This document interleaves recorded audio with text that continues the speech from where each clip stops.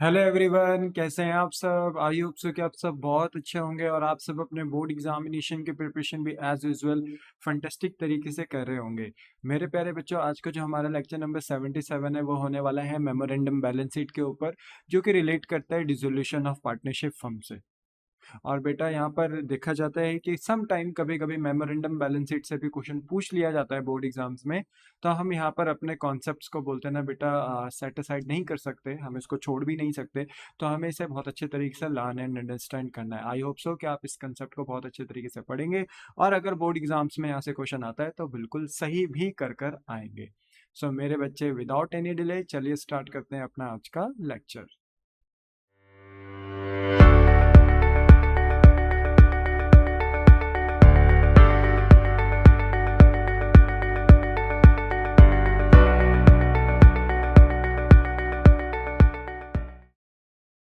ना एवरीवन बेटा, जो मेमोरेंडम बैलेंस शीट के कंसेप्ट है वो वहाँ अप्लाई होते हैं बेटा जहाँ पर क्वेश्चन में आपको जनरली बैलेंस शीट गिवन नहीं होती। डिसोल्यूशन ऑफ पार्टनरशिप फर्म में बेटा हमने देखा था कि जब भी हम क्वेश्चंस को बोलते हैं ना कि करने जाते थे तो क्वेश्चन में ऑलरेडी एक बैलेंस शीट दी हुई होती थी। बिजनेस के एसेट्स और लायबिलिटी का डाटा दिया हुआ होता था और उस डाटा को कंसिडर कर कर हम अपना realization account, partners loan, partners capital account, cash bank बनाते थे। यहाँ पर बेटा क्या होगा इन क्वेश्चनों में, जहाँ पर हम मेमोरेंडम बैलेंस शीट प्रिपेयर करेंगे, यहाँ पर बेटा क्वेश्चन में आपको कोई बैलेंस शीट प्रोवाइडेड नहीं होगी, बट यस यहाँ पर आपको लाइबिलिटीज की जानकारी गिवन होगी। तो बैलेंस शीट में बेटा दो सेक्शंस होते हैं, liability section and asset section. तो यहाँ पर ना लाइबिलिटी की जानकारी क्वेश्चन में गिवन होगी, बट आपको एसेट की कोई भी इंफॉर्मेशन यहाँ पर प्रोवाइडेड नहीं होगी। तो आपको पता है कि बैलेंस शीट का नियम होता है कि liabilities and asset side both are equal to each other, दोनों इक्वल होते हैं बेटा। तो हम क्या करते हैं, यहाँ पर एक कच्ची बैलेंस शीट बनाते हैं, यानी एक मेमोरेंडम बैलेंस शीट बनाते हैं। और यहाँ पर मेरे बच्चे जितनी भी लाइबिलिटीज हमें क्वेश्चंस में गिवन होती है उसे हम मेमोरेंडम बैलेंस शीट के लाइबिलिटी साइड में प्लेस डाउन कर देते हैं।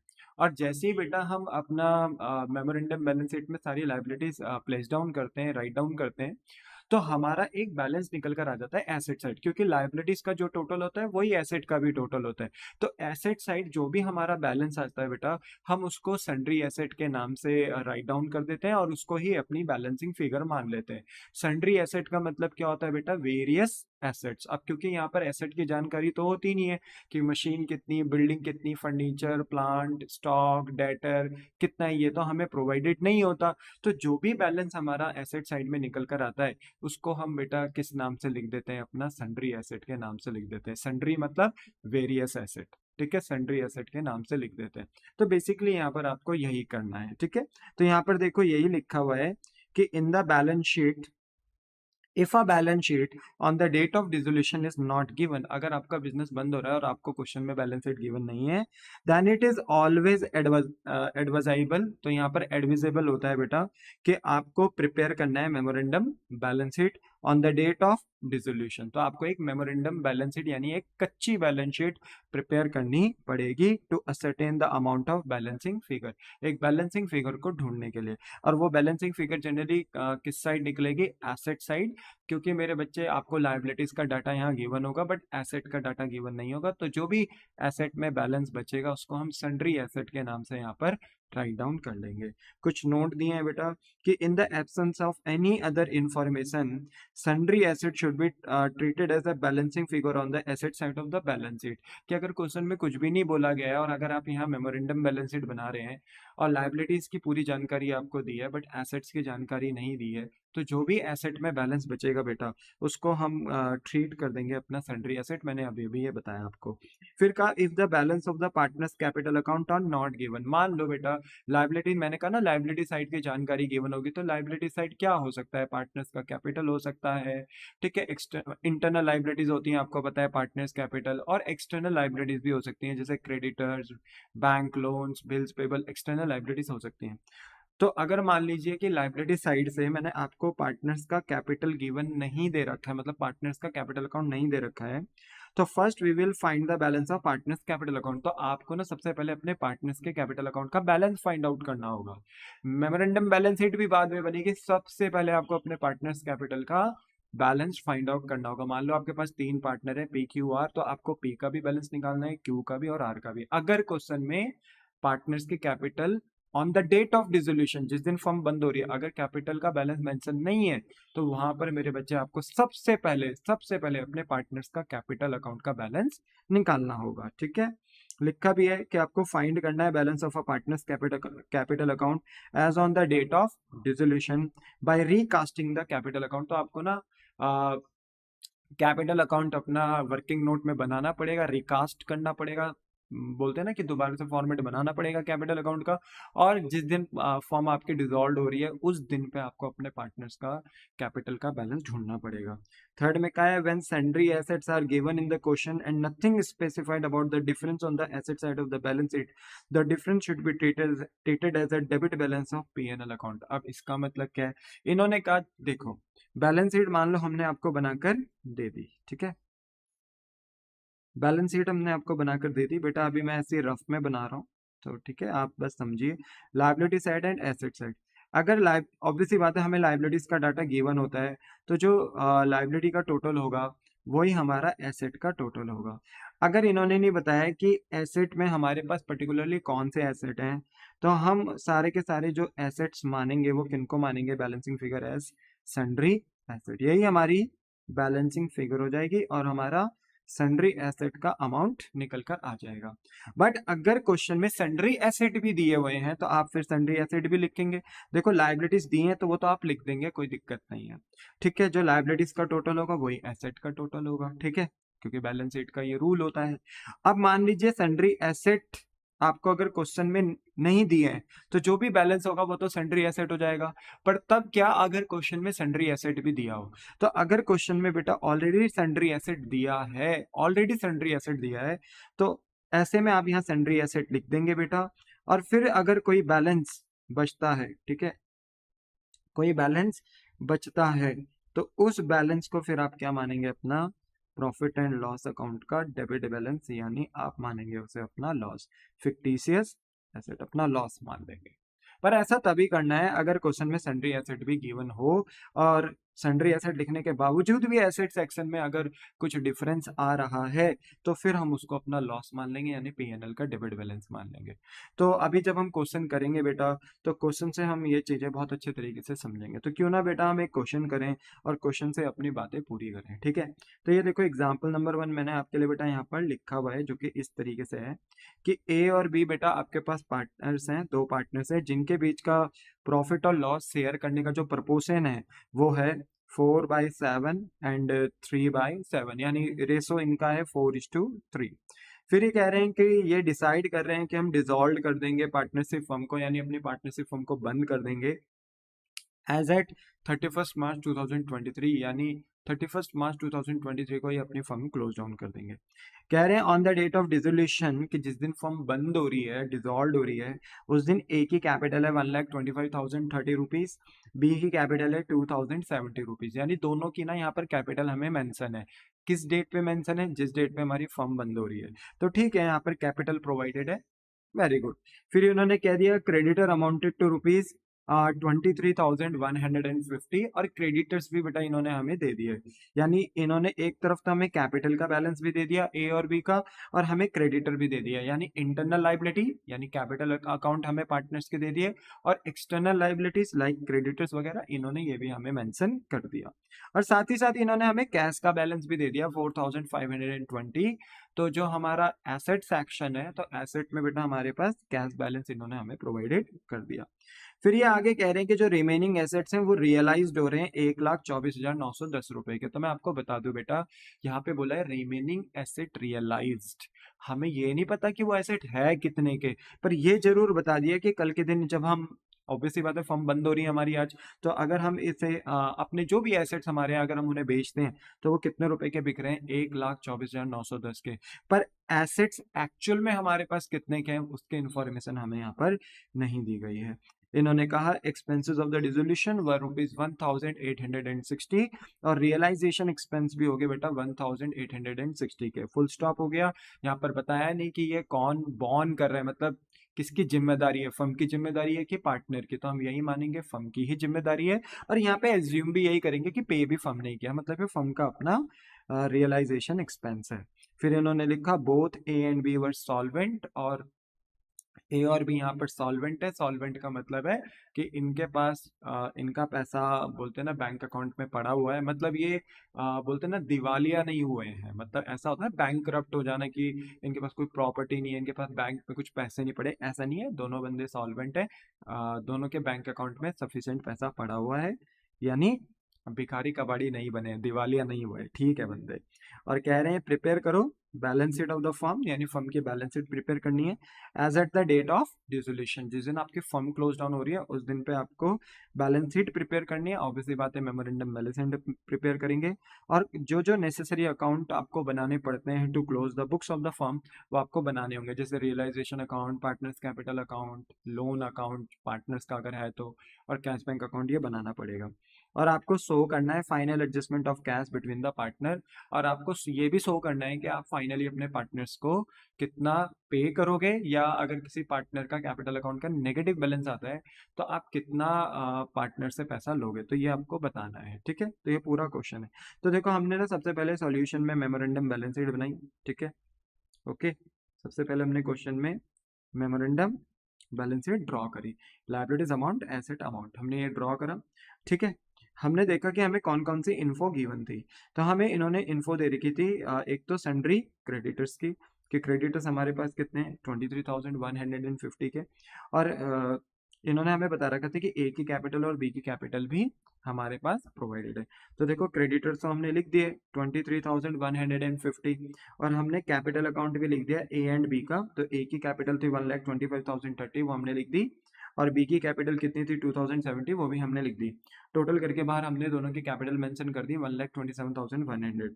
तो यही हमारे पास लाइबिलिटी थी, एक एक्सटर्नल लाइबिलिटी और एक इंटरनल लाइबिलिटी। तो हमने बेटा इसका टोटल करा लाइबिलिटी सेक्शन का, तो टोटल लाइबिलिटीज हमारे पास निकल कर आई 1,50,250। अब आपको पता है जो हमारा लाइबिलिटी का टोटल होता है वही हमारा एसेट का भी टोटल होता है। भाई बैलेंस शीट का ये कंसेप्ट होता है कि हमारी जितनी भी लाइबिलिटीज होती हैं वो ऑलवेज इक्वल्स टू एसेट्स होती हैं, क्योंकि लाइबिलिटी से हमें फंड मिलता है, पैसा मिलता है, और जितना भी पैसा मिलता है हम सब एसेट्स में लगाते हैं बेटा, प्रॉपर्टीज में। तो इसलिए लाइबिलिटीज हमेशा किसके बराबर होती हैं, एसेट्स के बराबर होती हैं। अब क्वेश्चन में हमें कैश का बैलेंस भी दे रखा था, तो हमने एसेट साइड कैश भी लिखा, क्योंकि कैश बिजनेस के लिए एसेट होता है 4,520। बट अब आप देखो हमारे एसेट का टोटल तो 1,50,250 है, बट कैश बैलेंस कितना है 4,520। तो आप देख रहे होंगे ना यहाँ पर हमारा ना कुछ बैलेंस बच रहा है, तो इस बैलेंस का नाम हम क्या लिखेंगे, सन्ड्री एसेट। यही तो बोला था हमने कि अगर आपको लाइबिलिटीज की जानकारी गिवन हो और एसेट साइड में अगर कोई बैलेंस बच रहा हो, तो ऐसे में बेटा हम उस बैलेंस को अपना सन्ड्री एसेट्स मान लेते हैं, बैलेंसिंग फिगर, ठीक है। तो ये हमारा जो बैलेंसिंग फिगर आ रहा है बेटा ये आएगा 1,50,250 में से, ठीक है, 1,50,250 में से 4,520 लेस कर देंगे तो हमारे पास बैलेंसिंग फिगर आ जाएगी, ठीक है। तो ये आएगा आपके पास 1,45,730, ठीक है। ये आपका बैलेंस आ गया। अब जैसे ही आपकी पूरी बैलेंस शीट बनकर तैयार हो गई तो मेरे बच्चे अब आप अपना नॉर्मल काम कर सकते हो। तो बस बेटा इतना सा आपको ध्यान रखना पड़ता है, इतनी सी बात है बस, है ना इजी क्वेश्चन। अभी तक जो आप क्वेश्चन करते हुए आ रहे थे वहां प्रॉपर बैलेंस शीट दी हुई रहती थी, बट देखो यहाँ पर आपने बैलेंस शीट खुद बनाई, और जो बैलेंस आपने निकाला उसको क्या मान लिया, अपना सन्ड्री एसेट। अब आप क्या करेंगे, रियलाइजेशन अकाउंट बनाएंगे बेटा। अब आपको पता है रियलाइजेशन अकाउंट में सबसे पहले आपके सन्ड्री एसेट ट्रांसफर हो जाते हैं on the debit side, and जितनी भी आपकी एक्सटर्नल लाइबिलिटीज हैं वो आपकी ट्रांसफर हो जाती हैं on the credit side of the realisation account. तो आपका जो सन्ड्री एसेट है उसका बैलेंस आया 1,45,730, तो वो आपने ट्रांसफर कर दिया रियलाइजेशन अकाउंट के डेबिट साइड। और वहीं आपके जो एक्सटर्नल लाइबिलिटीज है बेटा सन्ड्री क्रेडिटर्स, उनको आपने क्रेडिट साइड पे बोलते हैं ना रियलाइजेशन अकाउंट के ट्रांसफर कर दिया। तो यहाँ पे बाई सन्ड्री क्रेडिटर लिखा 23,150। तो पहला स्टेप तो वही होता है आपका एसेट्स और लाइबिलिटी को ट्रांसफर करने का, तो एसेट भी ट्रांसफर कर दिया और लाइबिलिटीज भी आपने ट्रांसफर कर दी, कॉपी एंड पेस्ट जो जो जाना था उसको आपने अपने रियलाइजेशन अकाउंट में भेज दिया। अब स्टेप नंबर 2 होता है कि आप अपने एसेट्स को बेचो। तो एसेट को बेचने में बेटा तो फायदा होता है, ऑल इनकम्स आर क्रेडिटेड, ये बार बार हमने हर क्वेश्चन में देखा था। तो सबको पता है रियलाइजेशन का क्रेडिट साइड इनकम का होता है, रियलाइजेशन का डेबिट साइड एक्सपेंस का होता है। तो एसेट बेचेंगे तो क्रेडिट साइड में, लाइबिलिटीज को पे ऑफ करेंगे तो डेबिट साइड में। तो बेटा यहाँ पर ना क्वेश्चन में बता रखा था कि रिमेनिंग एसेट रियलाइज, तो जो हमारे रिमेनिंग एसेट आए थे ना सैंड्री एसेट बैलेंसिंग फिगर, वो हमने रियलाइजेशन में ट्रांसफर कर दिया था डेबिट साइड में। पर आज जब हम इसे बेचेंगे, है ना, आज हम इसको सोल्ड करेंगे, तो ऑब्वियसली बात है फायदा होगा। तो बाय कैश हेडिंग के अंदर, क्योंकि हमारे पास कैश अवेलेबल था क्वेश्चन में, तो कैश हेडिंग्स होंगी हमारी, तो कैश हेडिंग के अंदर हम अपने सैंड्री एसेट को बेच देंगे, जितना क्वेश्चन ने कहा था। कितने का हमारा एसेट रियलाइज हो रहा है? 1,24,910 का। तो देखो 1,24,910 का हमारा सैंड्री एसेट बिका, और वही हमने टोटल अमाउंट बाहर भी लिख दिया। उसके बाद इन्होंने बेटा हमें ये भी बताया था कि रियलाइजेशन एक्सपेंस कितने हो रहे हैं, 1,860 के। बाकी इन्होंने कहा था ए और बी पार्टनर सॉल्वेंट हैं। और उसके बाद क्वेश्चन ने डिमांड कर दी थी कि balance sheet, memorandum balance sheet बनाओ, नेसेसरी अकाउंट बनाओ। मेरे कहने का मतलब ये है कि क्रेडिटर की कोई जानकारी ही नहीं दी कि क्रेडिटर को पे कितना करना है। तो आपको पता है बेटा, अगर किसी एक्सटर्नल लायबिलिटी की जानकारी ना दी गई हो रियलाइजेशन अकाउंट में कि पे कितना करना है, तो हम उसे फुल अमाउंट से ही पे कर देते हैं। तो देखो हमने सैंड्री क्रेडिटर को फुल अमाउंट से पे कर दिया। पर क्योंकि क्वेश्चन ने कहा था कि रियलाइजेशन एक्सपेंस भी हुए हैं 1,860 के, और क्योंकि ये फर्म की ही जिम्मेदारी, यानी फर्म का ही बॉन और फर्म का ही पे है, तो फर्म इसे अपना रियलाइजेशन अकाउंट में पे कर देगी टू कैश हेडिंग के अंदर, और इसको अपना रियलाइजेशन अकाउंट में एक्सपेंस भी दिखा देगी। तो रियलाइजेशन एक्सपेंस 1,860 पे किया, तो टोटल हमने अमाउंट कितना पे किया बेटा, 25,010 रुपीज, ये हमने टोटल कर कर यहाँ बाहर लिख दिया।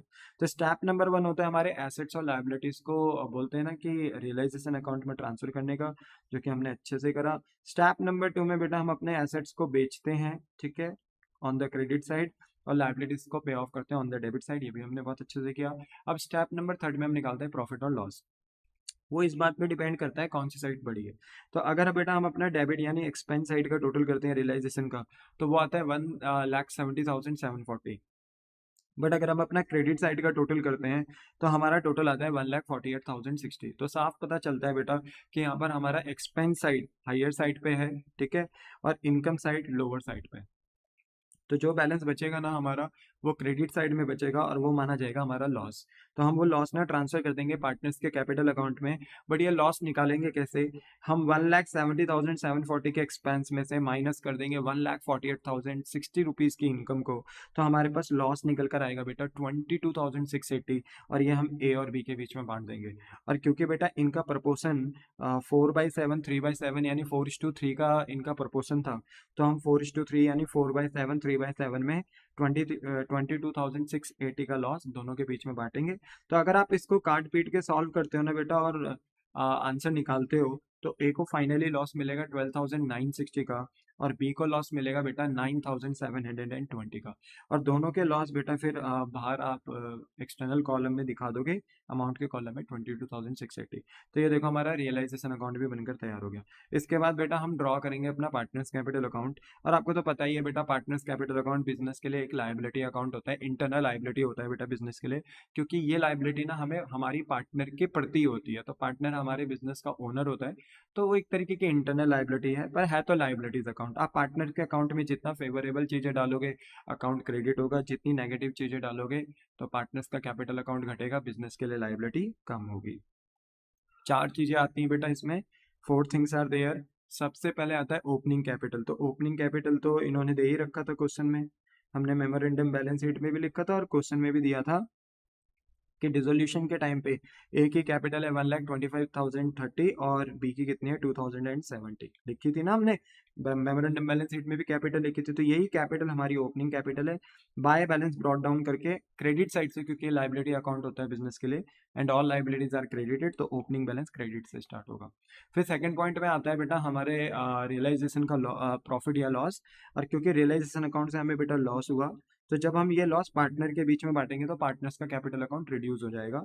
तो डेबिट साइड में आएगा टू रियलाइजेशन अकाउंट लॉस, और ए और बी को जितना जितना आपने लॉस बांटा, लाइक 12,960 ए को एंड 9,720 बी को, तो ये लॉस बेटा आपने पार्टनर्स के कैपिटल अकाउंट से रिड्यूस कर दिया।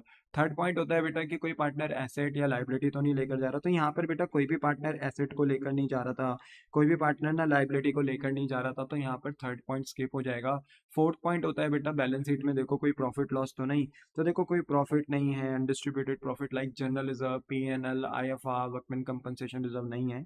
और एसेट साइड बेटा 3 टाइप के लॉस होते हैं यहाँ पर, आपका P&L का debit balance, preliminary expense, deferred advertisement expense, तो वो भी यहाँ पर नहीं है।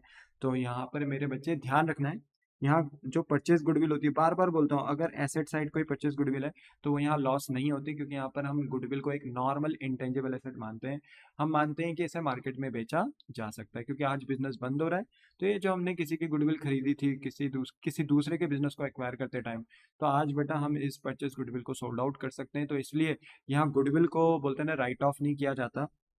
परचेज गुडविल को जो बैलेंस शीट के अंदर होती है, जैसे P&L, preliminary expense, deferred advertisement expense, अगर एसेट साइड अगर आपको दिखते हैं तो उनको तो हम राइट ऑफ करते ही हैं, पर यहाँ पर ना हम परचेज गुडविल को राइट ऑफ नहीं करते। हाँ, अगर change in PSR, admission of partner, retirement of partner, death of partner का चैप्टर होता है, तो फिर हम गुडविल को राइट ऑफ करते हैं, क्योंकि वहाँ फर्म बंद नहीं हो रही होती, वहाँ रिकॉन्स्टिट्यूशन हो रहा होता है, एग्रीमेंट चेंज हो रहा होता है, तो वहाँ पर हम क्या करते हैं, परचेज गुडविल को राइट ऑफ कर सकते हैं।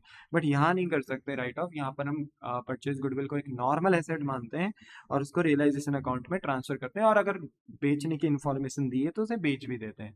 बट जो 3 टाइप के हमारे फिक्टिशियस एसेट होते हैं, लाइक P&L का debit balance, preliminary expense, debit advertisement expense, वो हमारे प्रॉपर लॉसेस होते हैं बेटा, और अगर वो दिखते हैं तो हम उन्हें पार्टनर्स के बीच में बांटते हैं। तो फोर्थ पॉइंट वही होता है बेटा, कि हमारे बैलेंस शीट में कोई लायबिलिटी साइड कोई प्रॉफिट तो नहीं है, अनडिस्ट्रीब्यूटेड प्रॉफिट या कोई अनडिस्ट्रीब्यूटेड लॉसेस तो नहीं है, तो हम बेटा उन्हें पार्टनर के बीच में बांट देते हैं। ये मैंने बेटा आपको अपने प्रायर लेक्चर में भी पढ़ाया है। अगर कोई इस लेक्चर को देख रहा है और उसे ये समझ नहीं आ रहा अनडिस्ट्रीब्यूटेड प्रॉफिट लॉस, तो प्लीज़ मेरे प्रायर लेक्चर पढ़कर आए बेटा। मैंने डिसोल्यूशन ऑफ पार्टनरशिप फर्म में ऑलरेडी ये बात आपको बता दी थी, ठीक है।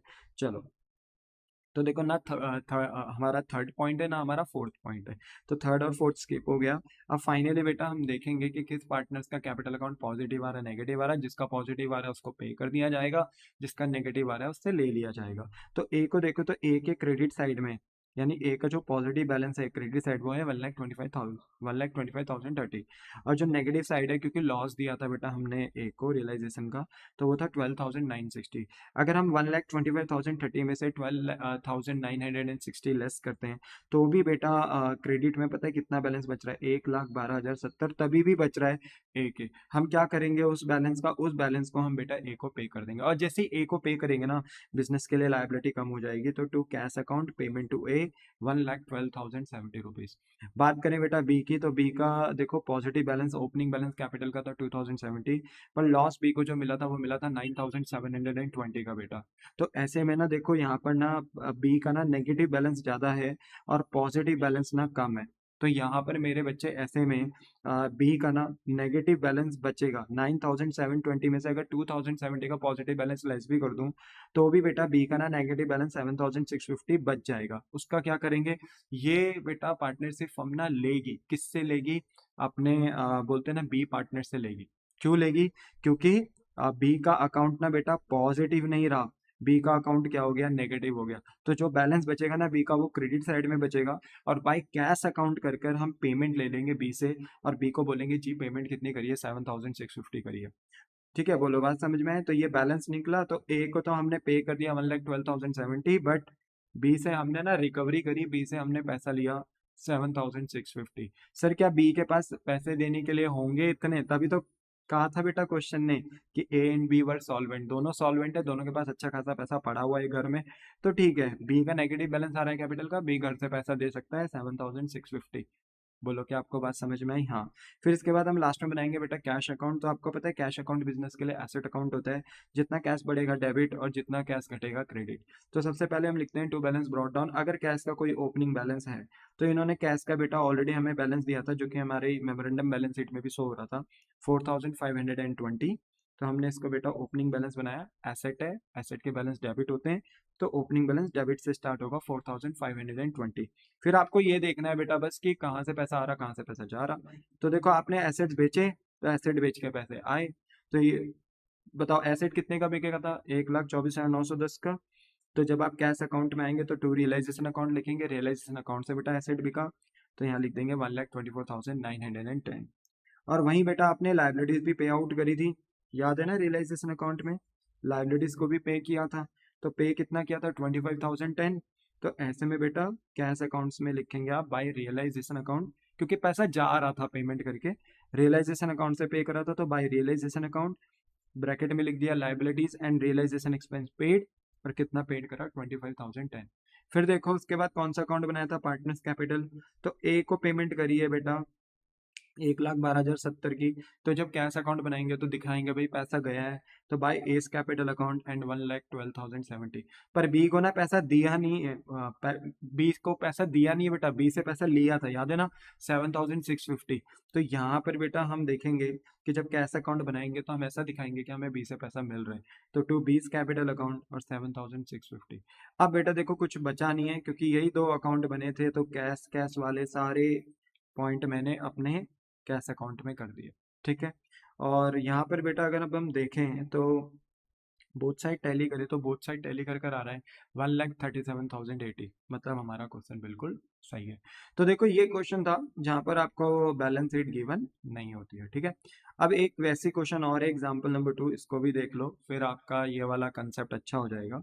कह रहे हैं पीक्यूआर ने कमेंस किया बिजनेस, यानी स्टार्ट किया बिजनेस 1 अप्रैल 2022 को, मतलब इन्होंने 1 अप्रैल 2022 को अपना बिजनेस स्टार्ट किया था with a capital of, P की कैपिटल थी 2 लाख, क्यू की कैपिटल थी 2 लाख एंड आर की कैपिटल थी 1 लाख। ध्यान रखना कि इन्होंने अपना बिजनेस स्टार्ट किया था 1 अप्रैल 2022 को, प्लीज ध्यान रखना इस बात का, ठीक है।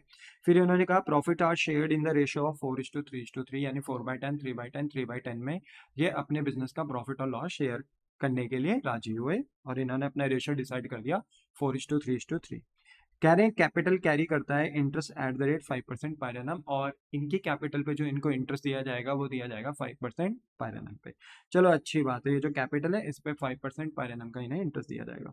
कह रहे हैं ड्यूरिंग द ईयर 2022 एंड 23, ठीक है, ऑब्वियसली बात है 22 एंड 23 करके लिख दिया तो मतलब ये फाइनेंशियल ईयर है, यानी 1 अप्रैल 2022 को आपने बिजनेस स्टार्ट किया था, तो आपका अकाउंटिंग ईयर कब क्लोज खत्म होता होगा बेटा या फिनिश होता होगा, 31 मार्च 2023 को। तो सेम हम इसको ऐसे भी लिख सकते हैं 2022 एंड 23, हम इसको ऐसे भी लिख सकते हैं। तो कह रहे हैं इस पूरे एक साल में यानी 22-23 में फर्म लॉस से सफर हुई है और फर्म को लॉस हुआ है 1,50,000 रुपीज का। हमने कहा भाई बहुत अच्छी बात है। कह रहे हैं before allowing interest on capital, और इंटरेस्ट ऑन कैपिटल देने से पहले। तो आपको पता है बेटा, आपने ना फंडामेंटल ऑफ पार्टनरशिप में पढ़ा हुआ है बेटा, जब जो हमारा पार्टनरशिप यूनिट का सबसे पहला चैप्टर था फंडामेंटल ऑफ पार्टनरशिप, तो हमने देखा था कि अगर interest on capital charge basis पे है, चार्ज यानी देना कंपलसरी है, तब तो हम इंटरेस्ट ऑन कैपिटल देते हैं, चाहे फर्म को लॉस हो प्रॉफिट हो कुछ भी हो, देना है मतलब देना है। बट अगर चार्ज नहीं लिखा है तो एप्रोप्रिएशन होता है। तो एप्रोप्रिएशन ऑफ प्रॉफिट के केस में क्या होता है बेटा, हम ना इंटरेस्ट ऑन कैपिटल तभी देते हैं जब प्रॉफिट होता है, या जितना प्रॉफिट होता है उतना ही देते हैं। यहाँ तो बेटा चार्ज चूर्ज तो कुछ लिखा नहीं था इंटरेस्ट ऑन कैपिटल में कि भाई चार्ज मेथड से देना है, तो मतलब ये एप्रोप्रिएशन है। और देखो ना फर्म को क्या हो गया बेटा, लॉस। तो आपको क्या लगता है लॉस के सिनारियो में कभी हम इंटरेस्ट ऑन कैपिटल देते हैं? कभी भी नहीं देते हैं। इसलिए मेरे बच्चे यहाँ पर ना इंटरेस्ट ऑन कैपिटल अप्लाई नहीं होगा, क्योंकि यहाँ फर्म लॉस में सफर हो गई, यानी लॉस में चली गई थी।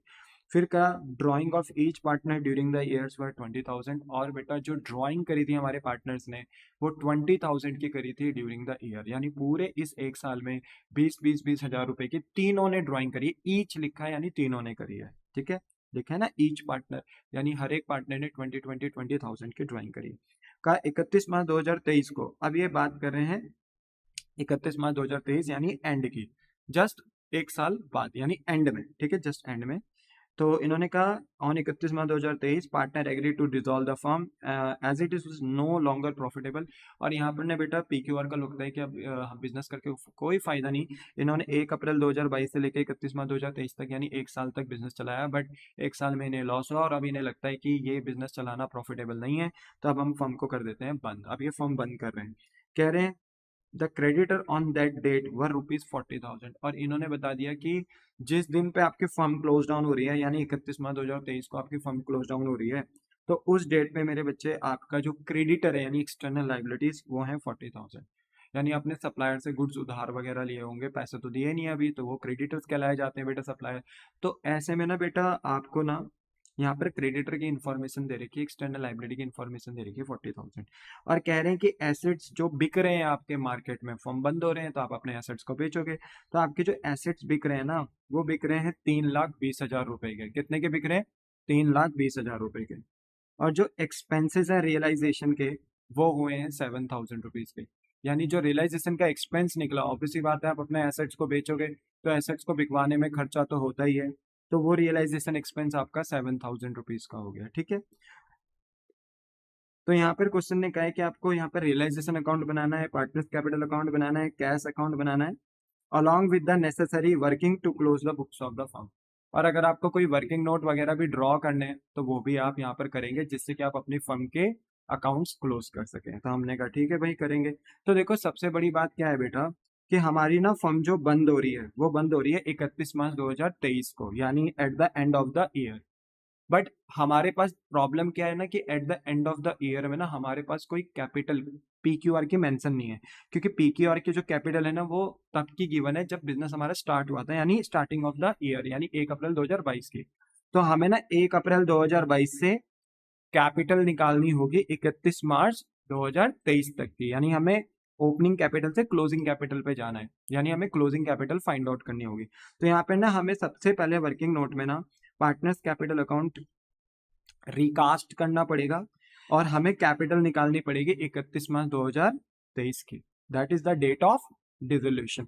तो देखो हमने पार्टनर्स कैपिटल अकाउंट बनाया, ठीक है, बिफोर डिसोल्यूशन, यानी हम ऐसा मान रहे हैं कि 31 मार्च को, जस्ट 31 मार्च को हम क्या निकाल कर दे रहे हैं, पार्टनर्स कैपिटल का बैलेंस निकाल कर दे रहे हैं। ठीक है, ये मानते हुए कि डिसोल्यूशन अभी हुआ नहीं। ठीक है, तो पार्टनर्स कैपिटल अकाउंट बना रहे हैं, यहाँ पर हमने पी क्यू आर करके पार्टनर्स कैपिटल अकाउंट ड्रॉ किया।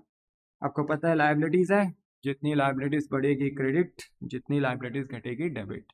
अकाउंट पार्टनर्स के अकाउंट में जितना फेवरेबल बैलेंस डालोगे बेटा क्रेडिट, जितना अनफेवरेबल बैलेंस डालोगे डेबिट। ठीक है, तो सबसे पहले देखो यहाँ पर हम ओपनिंग कैपिटल लिख देते हैं जो साल की शुरुआत में थी बेटा, जब बिजनेस स्टार्ट किया था।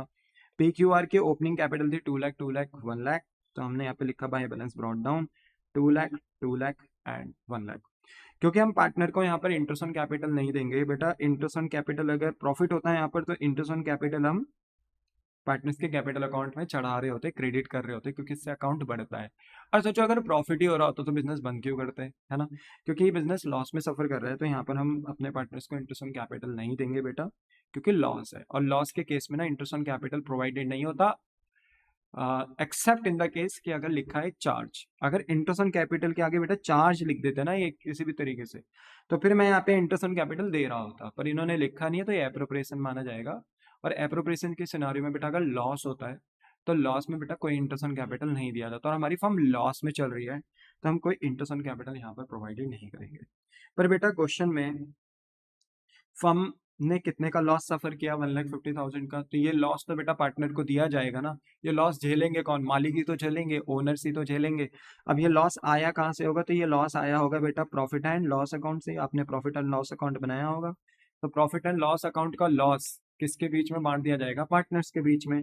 तो देखो यहाँ लिख दिया to profit and loss account loss, और ये जो 1.5 लाख का लॉस है ना बेटा, ये हम पी क्यू आर के बीच में बांट देंगे उनके प्रॉफिट शेयरिंग रेशियो में, 4/10 3/10 3/10। तो आप ना 1,50,000 का 4/10 तो निकाल ही सकते हैं, तो 15 4 जा 60, तो देखो 60। ऐसे ही बेटा आप 1,50,000 का 3/10 भी निकाल सकते हैं, तो 1 0 से 1 0 कैंसिल, 15 3 जा 45, और आर का भी 3/10 ही है तो उसका भी 45 ही आएगा। तो देखो सिंपल है ना, तो ये आपने लॉस भी बांट दिया। फिर उसके बाद ना बेटा हमें ड्राइंग दे रखी थी, ड्राइंग कितने की थी, 20,000 ईच की। तो टू ड्राइंग लिख कर, क्योंकि देखो ड्राइंग पार्टनर्स की कैपिटल से लेस करा दिया जाता है बेटा, क्योंकि इसकी वसूली पार्टनर से ही करी जाती है, बिजनेस इसे अपना एक्सपेंस थोड़ी दिखाती। कहता है अगर मालिक कोई भी पैसा या कोई भी एसेट अपने पर्सनल यूज के लिए लेकर चला गया और बिजनेस को कोई पैसे नहीं दिए, तो बिजनेस इन रिटर्न उनकी कैपिटल को ही लेस कर देता है। तो यहाँ पर टू ड्राइंग अकाउंट कर कर, क्योंकि अगर ओनर पर्सनल यूज के लिए कुछ भी लेकर चाहता है, चाहे कैश चाहे एसेट, तो उसे ड्राइंग बोला जाता है, और ड्राइंग की वसूली उनके कैपिटल से कर दी जाती है। तो जो भी ड्राइंग बेटा पीक्यूआर ने करी है ना, उससे हमने पीक्यूआर की कैपिटल रिड्यूस कर दी। बस बेटा और कुछ है नहीं, क्योंकि इसके बाद तो फिर हमें जानकारी दे दी थी कि 31 मार्च को फर्म डिसॉल्व हो रही है। उस डेट पे क्रेडिटर वगैरह हमारे 40,000 के हैं, एसेट बिक रहे हैं 3,20,000 के, रियलाइजेशन एक्सपेंसेस 7,000। तो और कोई जानकारी नहीं है कि इस पूरे 1 साल में जब हमारा बिजनेस चल रहा था तो पार्टनर्स के साथ क्या क्या घटनाएं हुई, और कोई जानकारी नहीं है। तो यस, अब मैं क्या करूंगा, देखूंगा कौन सी साइड बढ़ी है, क्योंकि ये कैपिटल अकाउंट है, तो जनरली कैपिटल की क्रेडिट साइड बड़ी होती है। हाउएवर बिजनेस बंद हो रहा है तो डेबिट भी बड़ा हो सकता है, पर अभी ना बेटा हमारा बिजनेस बंद नहीं हो रहा है, बिजनेस बंद हो रहा है 31 मार्च को। तो हम ना 31 मार्च तक की कैपिटल निकाल रहे हैं सबसे पहले, तो जनरली यहाँ पर ना पॉजिटिव बैलेंस ही होगा। तो देख लो क्रेडिट की साइड बड़ा है यहाँ पर, तो जो क्रेडिट का टोटल है वही यहाँ पर डेबिट का टोटल हो गया, और डेबिट के टोटल से हम डेबिट फिगर्स लेस करेंगे बेटा, ठीक है, डेबिट फिगर लेस करेंगे तो हमारा ना पी क्यू आर का क्लोजिंग बैलेंस आ जाएगा, यानी 31 मार्च का बैलेंस निकल कर आएगा, और क्लोजिंग बैलेंस को हम लिख देंगे टू बैलेंस कैरी डाउन। अभी इसे पे ही नहीं करेंगे, अभी तो इसमें और काम होना बाकी होगा। अब बेटा हम अपनी फर्म को बंद करेंगे, रियलाइजेशन का प्रॉफिट लॉस होता है वो पार्टनर्स के कैपिटल में जाता है ना, तो अभी काम होना बाकी है, बट यस 31 मार्च की हमारी कैपिटल निकल कर आ गई। तो to balance carry down balance figure निकला, पी का आया 1,20,000, क्यू का आया 1,35,000 और आर का आया 35,000। ये आया बैलेंस 31 मार्च 2023 को। तो बोलो बात समझ में आ गया, ये बैलेंस हमने निकाल दिया। अब सेकंड पॉइंट में हमने एग्जामिनर को बता दिया कि इन केस ऑफ लॉस, कि अगर लॉस है तो इंटरेस्ट ऑन कैपिटल हम अलाउ नहीं करते, ये मैं आपको अभी बता चुका था, ठीक है। थर्ड पॉइंट में बेटा मैंने मेमोरेंडम बैलेंस शीट बनाई एज एट 31 मार्च 2023। तो देखो इन्होंने हमें क्रेडिटर की जानकारी तो दे रखी थी कि क्रेडिटर हमारे डिसोल्यूशन के टाइम पे यानी 31 मार्च 2023 को कितने थे, 40,000 के। तो देखो हमने लाइबिलिटी साइड में क्रेडिटर से लिख दिए 40,000 रुपए के। फिर इसके बाद मेरे बच्चे कैपिटल भी हमने निकाली थी 31 मार्च की, तो यहाँ से हम कैपिटल को कॉपी करेंगे पी क्यू आर की, और यहाँ मेमोरेंडम बैलेंस शीट में पेस्ट कर देंगे। तो पी क्यू आर की बेटा हमने यहाँ पर कैपिटल लिख दी 1,20,000, 1,35,000 एंड 35,000, टोटल करके कितना लिखा 2,90,000। और बेटा लाइबिलिटीज की कोई जानकारी नहीं होती, और टोटल लाइबिलिटीज हमारी 3,30,000 हो गई, और जो लाइबिलिटीज का टोटल है वही हमारा यहाँ पर एसेट का भी टोटल मान लिया जाएगा, क्योंकि ये मेमोरेंडम बैलेंस शीट है तो एसेट की जानकारी यहाँ पर पूरी नहीं दी हुई होती है। तो जो लाइबिलिटीज का टोटल होगा वही यहाँ पर एसेट का टोटल हो जाएगा। अब एसेट साइड में जो बैलेंस बचा वो किसका बैलेंस बचा, वो बैलेंस बचा सेंट्री एसेट, हम मान लेंगे सेंट्री एसेट है। देखो क्वेश्चन में कैश वगैरह का कोई बैलेंस नहीं दिया हुआ, तो यहाँ मैं कैश नहीं मान सकता कि कैश है, तो जो भी बैलेंस है उसे सेंट्री एसेट मान लूंगा, और यहाँ पर लिख दूंगा 3,30,000, क्योंकि बैलेंस ही इतना आ रहा है, और ये मेरी बैलेंसिंग फिगर बन गई। अब बेटा आराम से बैठ के बनाऊंगा अपना रियलाइजेशन अकाउंट। अब मैं यहाँ पर अपने नेसेसरी अकाउंट बनाना तैयार करूंगा, क्योंकि मुझे मेरी बैलेंस शीट मिल चुकी है, मैंने बैलेंस शीट बना दी है, ठीक है। तो सबसे पहले अपने एसेट्स को वही रियलाइजेशन अकाउंट में ट्रांसफर करेंगे डेबिट साइड में, और अपनी एक्सटर्नल लाइबिलिटीज को कहाँ ट्रांसफर करेंगे, रियलाइजेशन अकाउंट के क्रेडिट साइड में। तो मुझे बताइए बेटा कि आपका जो सेंट्री एसेट का बैलेंस है वो कितना है, 3,30,000, तो देखो 3,30,000 से ट्रांसफर हो गया। लाइबिलिटीज का बैलेंस कितना है, एक्सटर्नल लाइबिलिटीज का 40,000, तो आपके रियलाइजेशन अकाउंट में 40,000 आ गई। आपको पता है ना रियलाइजेशन अकाउंट में एक्सटर्नल लाइबिलिटीज आती हैं, या वो लाइबिलिटीज आ जाती हैं जो किसी एसेट से लिंक करती हैं, जैसे आईएफआर, अगर इन्वेस्टमेंट है बगल में तो आईएफआर जो रिजर्व होता है वो भी रियलाइजेशन में चले जाता है। प्रोविजन फॉर डाउटफुल डेट है, वो डेटर से रिलेट करता है, बट क्योंकि प्रोविजन आपकी लाइबिलिटी है, और क्योंकि वो डेटर से भी रिलेट करती है, तो debtor transfer to realisation, so provision for doubtful debt also transfer to realisation. तो ये लाइबिलिटीज आपके रियलाइजेशन में ट्रांसफर होती है। तो देखो ये एक्सटर्नल लाइबिलिटीज है, तो ये तो देखो यहाँ ट्रांसफर होनी है क्योंकि एक्सटर्नल है, तो ये हो गई, ठीक है। फिर आपका नेक्स्ट पॉइंट होता है कि आप अपने एसेट्स को बेचते हैं ऑन द क्रेडिट साइड क्योंकि फायदा होता है, और लाइबिलिटीज को पे करते हैं ऑन द डेबिट साइड क्योंकि एक्सपेंस होता है। तो रियलाइजेशन का क्रेडिट साइड इनकम का होता है, रियलाइजेशन का डेबिट साइड एक्सपेंस का होता है, ये तो खैर अब आपको पता हो गई। तो यहाँ पर ना बेटा देखो क्वेश्चन में ना हमें जानकारी दे रखी थी कि हम अपने एसेट्स को जो रियलाइज्ड कर रहे हैं ना, रियलाइज्ड का मतलब है बिक कितने मेरा, ये नहीं बता रखा था कि एसेट्स का अमाउंट कितना है, वो तो हमने खुद निकाला मेमोरेंडम बैलेंस शीट बनाकर। क्वेश्चन ने ये बता रखा था कि एसेट बिक कितने का रहा है, 3,20,000 का। तो देखो हमारे एसेट्स कितने के बिक गए, सन्ड्री एसेट 3,20,000 के, और कोई एसेट है भी नहीं हमारे पास जो बिके, तो यही बिक गए बेटा। तो नेट अमाउंट बाहर आ गया 3,20,000। और लाइबिलिटीज की भी बेटा जानकारी दे रखी थी, लाइबिलिटीज की जानकारी तो नहीं दी है कि क्रेडिटर को पे कितना करना है, हालांकि ये बता रखा है कि क्रेडिटर थे कितने ऑन दैट डेट यानी डिसोल्यूशन पर पे कितना करना है ये नहीं बता रखा था। तो यहाँ पर बेटा जो क्रेडिटर का अमाउंट है ना उतना ही अमाउंट हमने फुल अमाउंट पे कर दिया होगा, ऐसा हम एज्यूम करेंगे। तो यहाँ पर थोड़ा सा ना ध्यान रखना है आपको, मैंने ऊपर नीचे कर दिया, क्रेडिटर्स आपके 40,000 से होंगे और रियलाइजेशन एक्सपेंस 7,000 से, ठीक है, ठीक है, ये ध्यान रखना है आपको। तो क्रेडिटर्स के बारे में कोई जानकारी नहीं थी तो आप मान लेंगे कि आप क्रेडिटर्स को पूरा ही अमाउंट पे कर रहे हो। और क्वेश्चन में रियलाइजेशन एक्सपेंस कितना दे रखा था बेटा, 7,000, बताया नहीं किसका बॉन्ड किसने पे किया, तो माना जाएगा ये फर्म का ही बॉन्ड था, यानी फर्म की ही जिम्मेदारी थी और फर्म ने ही पे किया होगा। तो यहाँ पर बेटा टोटल फर्म ने अपना जो रियलाइजेशन एक्सपेंस पे किया है वो 7,000 किया है, तो टू कैश हेडिंग के अंदर पे कर दिया और इसको रियलाइजेशन अकाउंट में एक्सपेंस में दिखा दिया। टोटल पेमेंट कितनी हुई? 47,000। अब आप देखो यहाँ पर ना, आप दो स्टेप अपने कर चुके हो। आप अपने एसेट्स और लाइबिलिटी को ट्रांसफर भी कर चुके हो रियलाइजेशन अकाउंट में, और स्टेप नंबर 2 में बेटा आपने अपने एसेट्स और लाइबिलिटीज को बेच भी दिया और पे ऑफ भी कर दिया। एसेट बेच दिए और आपने अपनी लाइबिलिटीज को पे ऑफ भी कर दिया। नाउ अब आपका स्टेप नंबर 3 आता है कि आप निकालो अपना प्रॉफिट और लॉस। तो यहाँ पर ना बेटा देखो, डेबिट साइड बड़ी है 3,77,000 से, और क्रेडिट साइड यहाँ पर स्मॉलर है, क्योंकि क्रेडिट साइड का टोटल सिर्फ 3,60,000, जबकि डेबिट साइड का टोटल है 3,77,000। तो 3,77,000 एक्सपेंस साइड बड़ी है और इनकम साइड छोटी है। तो 3,77,000 में से 360 अगर घटाते हैं ना बेटा, तो 17,000 का आपका लॉस आता है, जिस लॉस को हम ट्रांसफर कर देंगे पार्टनर्स कैपिटल अकाउंट में पी क्यू आर के बीच में। तो 17,000 के लॉस को अगर हम प्रॉफिट शेयरिंग रेशो में बांटेंगे, यानी प्रॉफिट शेयरिंग रेशो क्या था, क्वेश्चन में दे रखा था 4:3:3, तो बेटा यहाँ पर हमने 4:3:3 में ये लॉस बांट दिया। तो अगर लॉस बांटोगे बेटा, 1 0 से 1 0 कैंसिल, 1 0 से 1 0, 1 0 से 1 0, 1700 इंटू 4, 1700 इंटू 3, 1700 इंटू 3 करोगे तो ये आराम से आपका निकल कर आ जाएगा। तो 6,800, 5,100, 5,100 ये लॉस आ गया पी क्यू आर का। टोटल आपने बाहर लिख दिया 17,000। क्लियर है? फिर रियलाइजेशन का टोटल भी कर दिया, क्योंकि डेबिट साइड यहाँ बढ़ी थी 3,77,000 से, तो बोथ साइड यहाँ पर 377,000 आ गई। फिर इसके बाद आपने बनाया पार्टनर्स कैपिटल अकाउंट। ऑब्वियस ही बात है बेटा, आप अपने पार्टनर्स का कैपिटल अकाउंट का बैलेंस निकाल चुके हैं डिसोल्यूशन की डेट पे। उसके लिए कैपिटल अकाउंट आपने बनाया था, रिकास्ट करा था, और यहाँ पर जो कैपिटल का बैलेंस निकल कर आया था वही आपने अपने मेमोरेंडम बैलेंस शीट में भी भेजा था, याद है ना? तो जो ओपनिंग कैपिटल है अब हमारे लिए वो हो जाएगी 1,20,000, 1,35,000 एंड 35,000। तो देखो, बाय बैलेंस ब्रॉट डाउन कर अब हमने ये अपडेटेड कैपिटल को ब्रॉट डाउन यानी ओपनिंग कैपिटल बना दिया 1,20,000, 1,35,000, 35,000। क्योंकि कैपिटल अकाउंट है, लाइबिलिटी है, तो क्रेडिट साइड से ही स्टार्ट होगा, तो ये क्रेडिट साइड पे स्टार्ट हुआ। सेकंड पॉइंट में रियलाइजेशन अकाउंट से होने वाला प्रॉफिट लॉस। बट आपको तो लॉस हुआ है बेटा रियलाइजेशन में, तो जब आप पार्टनर को दोगे तो पार्टनर्स कैपिटल अकाउंट रिड्यूस हो जाएगा।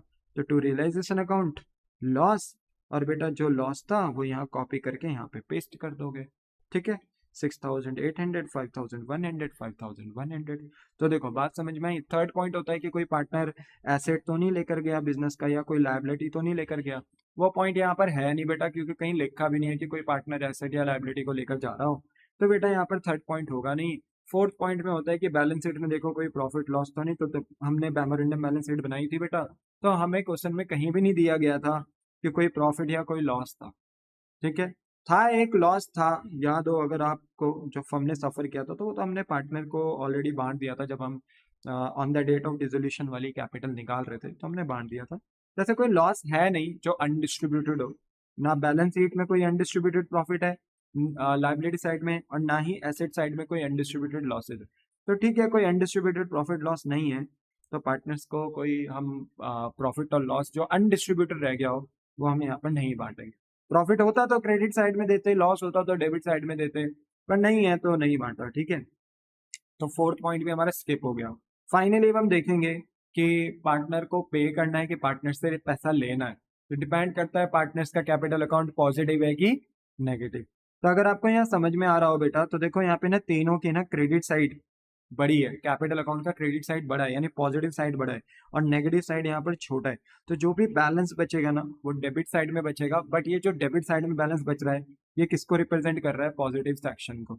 तो ये ना हम पार्टनर से लेंगे नहीं, पार्टनर को पे कर देंगे। और डिफरेंस तो हर कोई निकाल सकता है बेटा कि बैलेंस कैसे आया। 1,20,000 में से 6,800 लेस कर दोगे, 1,35,000 में से आप 5,100 लेस कर दोगे, वही 35,000 में से 5,100 लेस कर दोगे। तो देखो तीनों का बैलेंस निकल कर आया, और ये बैलेंस ना हम उन्हें पे कर देंगे, लेंगे नहीं, रिसीव नहीं करेंगे। जैसे हमने पिछले क्वेश्चन में बेटा बी से बेटा बैलेंस लिया था, क्यों? क्योंकि उसका अकाउंट नेगेटिव का ज़्यादा था और पॉजिटिव का कम था। पर यहाँ पर तो सभी के अकाउंट पॉजिटिव हैं बेटा। ठीक है, सभी के पॉजिटिव सेक्शंस बड़े हैं पार्टनर्स कैपिटल के, और नेगेटिव सेक्शन सब बोलते हैं ना कि कम है। सब में जो नेगेटिव बैलेंस है वो कम ही है और पॉजिटिव ज़्यादा है, तो जो भी बैलेंस बचेगा डेबिट साइड में वो हम पार्टनर को पे कर देंगे। तो टू कैश अकाउंट करके पेमेंट टू पार्टनर लिखकर हेडिंग में, और इनका जो भी अमाउंट बैलेंस आता है वो इनको क्या कर दिया जाएगा, पे कर दिया जाएगा। ठीक है, PQR को हम कितना कितना पे कर रहे हैं स्क्रीन पे आपको दिख रहा होगा। ठीक है, अब इसके बाद मेरे बच्चे कैश अकाउंट हम बनाएंगे। तो कैश अकाउंट वही बिजनेस के लिए एसेट होता है, and all assets are debited. जितना एसेट बढ़ेगा डेबिट, जितना कैश बढ़ेगा डेबिट, जितना कैश घटेगा क्रेडिट। तो देखो ना, मेमोरेंडम बैलेंस शीट में कोई कैश बैलेंस तो था नहीं, क्योंकि क्वेश्चन ने बताया नहीं था कि हमारे पास कोई कैश बैलेंस भी है। तो मेरे बच्चे यहाँ पर हमारे पास कोई सच पहले से कोई कैश बैलेंस नहीं है, तो हम यहाँ पर ना कैश अकाउंट में कोई टू बैलेंस ब्रॉट डाउन नहीं लिखेंगे, क्योंकि है ही नहीं। तो हम सीधा देखेंगे कि एसेट बेच के पैसा कितना आ रहा है। तो देखो एसेट बेच के पैसा कितना है रियलाइजेशन में, 320। तो ऑब्वियसली बात है कैश बढ़ गया होगा, तो यहाँ टू रियलाइजेशन अकाउंट लिखेंगे, एसेट रियलाइज 3,20,000। वहीं बेटा हमने अपनी लाइबिलिटीज को पे भी करा है रियलाइजेशन में, एक्सटर्नल लाइबिलिटीज को और रियलाइजेशन एक्सपेंस को। तो टोटल कितनी पेमेंट करी है रियलाइजेशन में, 47। तो इससे पैसा गया होगा, तो by realisation account liabilities and realisation expenses paid 47,000। But बात करें बेटा रियलाइजेशन अकाउंट से, तो हमारा काम हो गया, जो एसेट बेचे वो भी हमने लिख दिया, जो लाइबिलिटीज हमने पे करी उसका भी ट्रीटमेंट कैश में कर दिया। अब बात आती है पार्टनर्स कैपिटल की। तो आपको पता है PQR का जो बैलेंस था बेटा वो हमने पे करा है PQR को, क्योंकि PQR का पॉजिटिव बैलेंस हायर साइड पे था और नेगेटिव बैलेंस लोअर साइड पे था। तो बैलेंस डेबिट में बचा, बट ये हमने इन्हें पे किया क्योंकि इनका पॉजिटिव बैलेंस था। तो आज जब हम इन्हें पे कर रहे हैं तो बिजनेस का कैश अकाउंट भी तो घटेगा ना।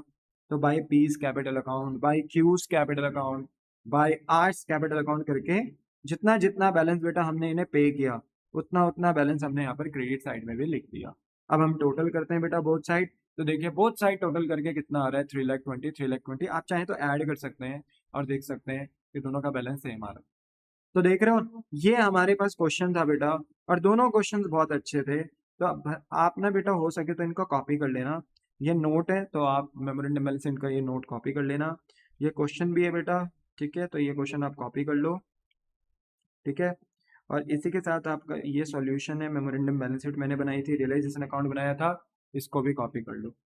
इसके बाद partners capital and cash account, ये भी कॉपी कर लो। ठीक है, उसके बाद ये एग्जाम्पल नंबर 2 है बेटा, इसको भी कॉपी कर लो वीडियो पॉज करके। ठीक है, याद रखना। और ये वर्किंग नोट्स हैं बेटा, जहाँ पर हमने पार्टनर्स कैपिटल अकाउंट रिकास्ट करा था, दोबारा से बनाया था। और यहाँ पर हमने बताया था इंटरेस्ट ऑन कैपिटल हम नहीं देंगे यहाँ पर क्योंकि लॉस हुआ था। सर प्रॉफिट होता, अरे प्रॉफिट होता तब दे देता interest on capital, partners capital में कोई दिक्कत नहीं है। यहाँ पे लिखते भाई इंटरेस्ट ऑन कैपिटल, और जो जो कैपिटल है उस पर 5-5% का इंटरेस्ट दे देते, कैपिटल बढ़ जाती, फिर ये घटा देते बैलेंसेस जो लॉसेस और ड्राइंग थे, और फिर हमारी क्लोजिंग कैपिटल निकल कर आ जाती है at the time of dissolution. तो कोई प्रॉब्लम वाली बात नहीं थी, पर यहाँ लॉस हो गया बेटा, तो लॉस में ना हम इंटरेस्ट ऑन कैपिटल नहीं दे सकते। ठीक है, फिर हमने मेमोरेंडम बैलेंस शीट बनाई थी, तो इसको भी कॉपी कर लीजिए बेटा। इसके बाद हमने रियलाइजेशन अकाउंट बनाया, तो इसे भी कॉपी कर लो। ठीक है, और इसके बाद हमारा पार्टनर्स कैपिटल अकाउंट है, कैश अकाउंट, इसको भी कॉपी कर लो वीडियो पॉज करके। ठीक है, चलो, तो इसी के साथ बेटा हमारे ना क्वेश्चंस खत्म होते हैं, और इसी के साथ हमारा ये चैप्टर भी खत्म होता है बेटा। कोई भी क्वेश्चन मैंने छुड़ाया नहीं, सारे क्वेश्चंस की प्रैक्टिस मैंने कराई बेटा। शायद इतनी प्रैक्टिस शायद ही कोई कराता होगा, तो मैंने आपको सारे क्वेश्चंस की प्रैक्टिस कराई है। इवन तो मेमोरेंडम बैलेंस शीट का कंसेप्ट भी मैंने आपको पढ़ा दिया। अब बेटा देखो, एग्जामिनर जो है वो कुछ बातें बोलता है कि कुछ स्टूडेंट्स ना कहीं कहीं पर डिसोल्यूशन में गलती करते हैं जो आपको नहीं करनी है। जैसे आप ना जो एंट्रीज करते हैं एसेट्स और liability taken over by partner, अगर कोई पार्टनर एसेट लेकर जाता है या लाइबिलिटीज लेकर जाता है तो उसकी एंट्रीज कैसे करते हैं, ये मैंने आपको अपना ना जब डिसोल्यूशन का लेक्चर स्टार्ट हुआ था, तो आप देखना बेटा वहाँ पर मेरा शायद डिसोल्यूशन का सेकंड या थर्ड लेक्चर देखना, उसमें मैंने एंट्रीज करवाई हैं। तो वहाँ मैंने बताया है कि एसेट्स और लाइबिलिटी जब पार्टनर लेकर जाता है तो उसकी एंट्री कैसे पास करते हैं, डिसोल्यूशन एक्सपेंस का treatment, bond by firm, bond by partner, paid by firm, paid by partner, ये सब मैंने आपको बताया था अच्छे से। तो आप इसको डिसोल्यूशन एक्सपेंस का भी ट्रीटमेंट देखना, स्पेशल लेक्चर अपलोड किया है बेटा डिसोल्यूशन एक्सपेंस पे, तो आप इसको भी बहुत अच्छे से करके जाना। कभी कभी स्पेशल क्वेश्चन आ सकता है 3 मार्क्स में, 4 मार्क्स में, जहाँ पर वो डिसोल्यूशन एक्सपेंस के एंट्री पूछेगा। नेक्स्ट है रियलाइजेशन ऑफ अनरिकॉर्डेड एसेट। जो अनरिकॉर्डेड एसेट्स होते हैं ना बेटा, उनका भी आपको ध्यान रखना है। समटाइम क्वेश्चन में अनरिकॉर्डेड एसेट दिए हुए रहते हैं बट आप उनको बेचते नहीं हो, वो बैलेंस, क्योंकि वो पुरानी बैलेंस शीट में क्वेश्चन के बैलेंस शीट में नहीं दिख रहे होते, एडजस्टमेंट्स में होते हैं, बट आप उनको बेचते नहीं हो क्योंकि वो आपके दिमाग से स्किप हो जाता है। तो अनरिकॉर्डेड एसेट का जो रियलाइजेशन है उसका ध्यान रखना है।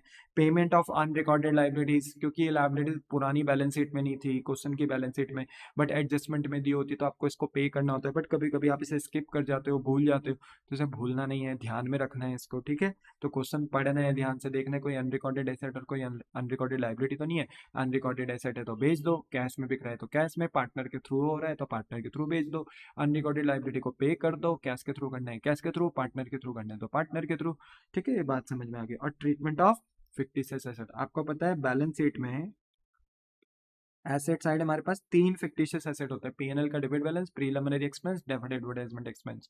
तो ये तीनों के तीनों जो फिक्टिशियस एसेट होते हैं ना, हमें इन्हें पार्टनर्स के बीच में बांटना होता है on the debit side. Partners capital का डेबिट साइड में हमें इसे ट्रांसफर करना होता है, क्योंकि ये लॉस होता है, फिक्टिशियस एसेट लॉसेज होते हैं। तो इन लॉसेज को बेटा जब हम पार्टनर्स के बीच में बांटते हैं तो पार्टनर्स की कैपिटल कम हो जाती है।